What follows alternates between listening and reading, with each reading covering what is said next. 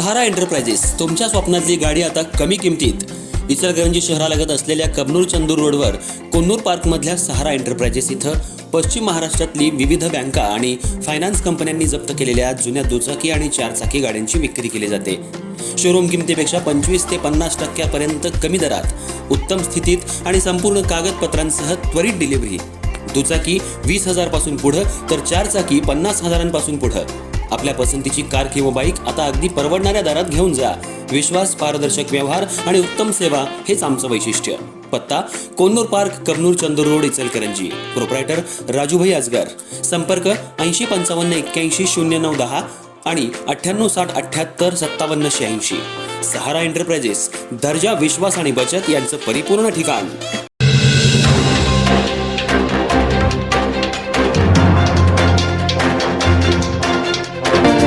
मच्छी मार्केट परिसरात शनिवारी एका महिलेचा आणि तिच्या 2 लहान मुलांचा मृत्यू झाल्याची हृदयद्रावक घटना समोर आली आहे।